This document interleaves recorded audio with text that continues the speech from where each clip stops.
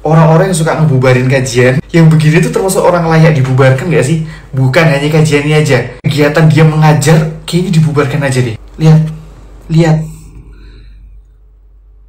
Dikokop. Dikokop. Kemudian tangan-tangannya lihat nih. Kelihatan gak sih tangan saya?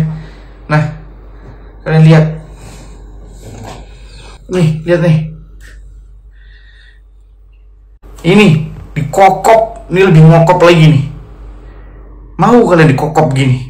Anak kalian dikokop? Kalau kalian nggak mungkin, anak kalian. Maksud saya ini nggak ada tindakan tegas dari Kementerian Agama, KPAI. Judul beritanya, PBNU tak bisa jatuhkan sanksi untuk Elham Yahya. Apakah Elham Yahya kebal hukum? Oh bukan itu alasannya. Bukan kebal hukum alasannya, tapi ini dia alasannya. Coba kita lihat ya. Assalamualaikum warahmatullahi wabarakatuh. Terima kasih yang sudah subscribe channel ini. Yang belum, langsung aja di subscribe biar ketika saya mengupload video terbaru teman-teman mendapatkan pemberitahuan.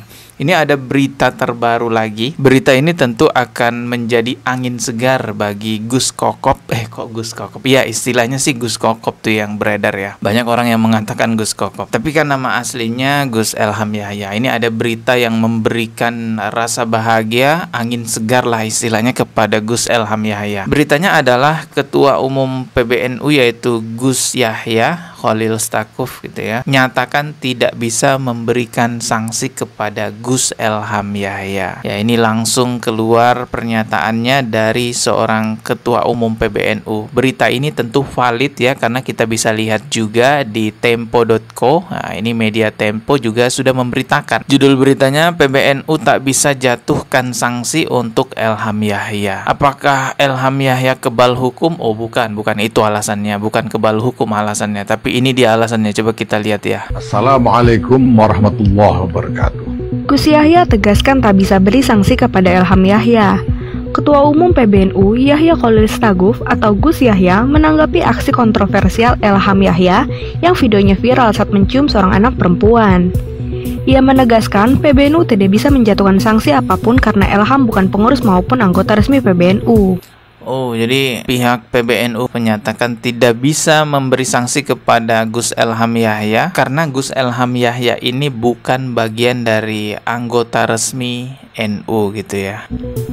Gus Yahya juga mengingatkan bahwa tidak semua pengajian massal di Jawa berafiliasi dengan NU, meski publik sering mengaitkannya.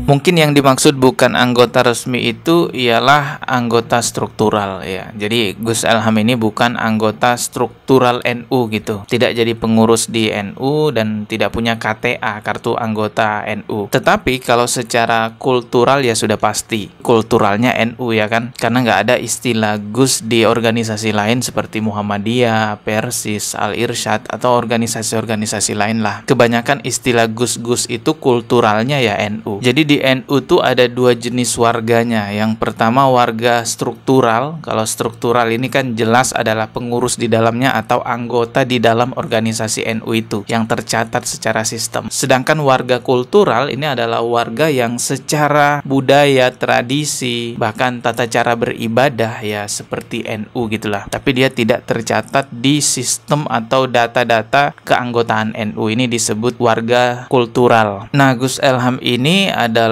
warga NU yang merupakan warga kultural, bukan struktural. Dia tidak tercatat sebagai anggota resmi, tidak tercatat sebagai pengurus manapun, sehingga dengan alasan itulah pihak PBNU katanya tidak bisa memberi sanksi kepada Gus Elham. Yaitu haknya PBNU ya, kita juga nggak bisa memaksa. Kalau memang dari organisasi sudah menyatakan tidak bisa menghukum ya sudah. Tapi secara sosial ya jelas Gus Elham ini sudah terhukum ya, dengan banyaknya kritikan, dengan banyaknya hujatan, sampai pada akhirnya dia klarifikasi dengan wajah yang sangat sedih itu. Jelas ini adalah hukuman sosial yang sudah menimpa Gus Elham Yahya. Termasuk juga munculnya istilah Gus Kokop yang disematkan kepada Gus Elham Yahya. Ya jelas ini adalah hukuman sosial bagi Gus Elham. Namun sebenarnya terlepas dari masalah hukuman, yang terpenting adalah perubahan ke arah yang lebih baik ke depannya. Ya mungkin ini memang cara Allah untuk merubah Gus Elham ke arah yang lebih baik baik dengan dimunculkannya banyak netizen yang mengkritisi. Ya termasuk saya juga mengkritisi habis-habisan dengan memberi judul video Gus Birahi lah, pengajian Birahi dan lain-lainnya. Tapi percayalah, kritikan saya itu murni bukan kebencian, melainkan saya ingin kita sama-sama menjaga nama baik agama Islam. Nah, kemarin itu tiba-tiba lewat di beranda saya video Gus Elham yang terbaru. Kalau di sini kita bisa lihat tanggalnya ya, tanggal 13 November 2025.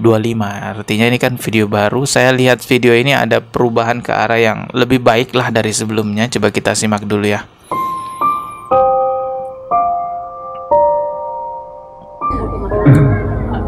Wah, ibu-ibu pada nangis nih. Banyak orang tua itu doanya sangat luar biasa.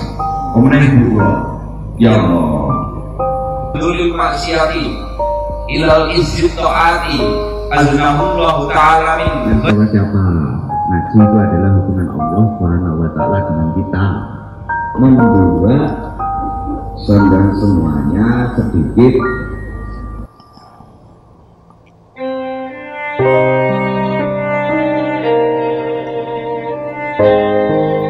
Ya, sudah tidak ada lagi yang rebutan buat cium tangan ya, terutama ibu-ibu.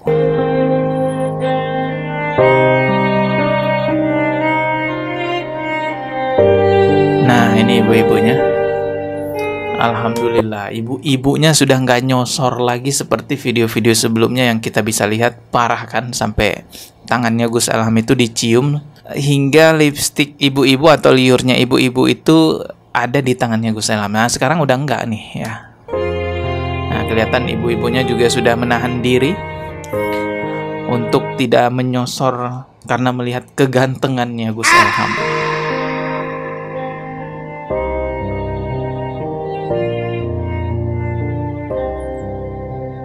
Oh ya, tapi di sini masih terlihat ada satu problem. Di sini masih terjadi ihtilat namanya ya. Laki-laki dan perempuan yang bukan mahramnya bercampur jadi satu. Ya, semoga ini juga menjadi koreksi ya. Kalau misalnya pihak Gus Elham menonton, sebaiknya jamaahnya tuh dipisah aja antara jamaah laki-laki dengan jamaah perempuan. Tidak dicampur jadi satu seperti ini. Agar tidak menjadi fitnah lagi. Ada 3 kondisi secara umum yang tidak diperbolehkan antara laki-laki dan perempuan yang bukan mahramnya. Yang pertama adalah berhalwat. Berhalwat itu berkumpul antara laki-laki dan perempuan yang bukan mahramnya di ruangan tertutup. Tidak ada siapa-siapa, cuman dia berdua aja. Ini namanya berhalwat, jelas tidak boleh. Yang kedua adalah bersentuhan fisik secara langsung. Laki-laki dan perempuan yang bukan mahramnya tidak boleh. Yang ketiga, ya ihtilat itu tadi. Ihtilat itu berkumpulnya laki-laki dengan perempuan dalam satu majelis atau dalam suatu acara ya.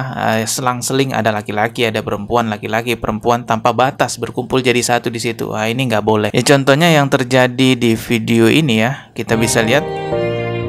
Ya, ini masih terjadi ihtilat campur. Ya, ihtilat ada yang diperbolehkan di kondisi tertentu seperti di Masjidil Haram ya, ketika seorang sedang tawaf di Ka'bah. Nah, itu kan nggak bisa dihindari. Tapi kalau untuk majelis pengajian ya ini masih bisa diatur lah, dipisah antara laki-laki dan perempuan. Ini hanya saran saja ya, kan kita sebagai sesama muslim saling mengingatkan kebaikan. Dan kalau kita lihat video lainnya di akun Elhamnya, ya ini udah ada perubahan lah ya. Nggak ada lagi video gombal-gombalan, yang ada hanyalah kajian gitu ya. Coba kita lihat. Nabi Muhammad dawuh faqala alaihi salam.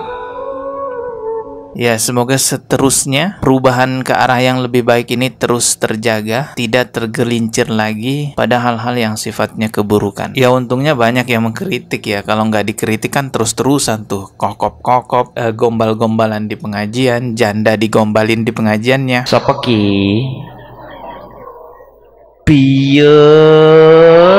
Semoga ke depan sudah nggak ada seperti ini lagi. Kita ketemu lagi di video berikutnya. Subscribe dan juga loncengnya ditekan sebagai notifikasi. Wassalamualaikum warahmatullahi wabarakatuh.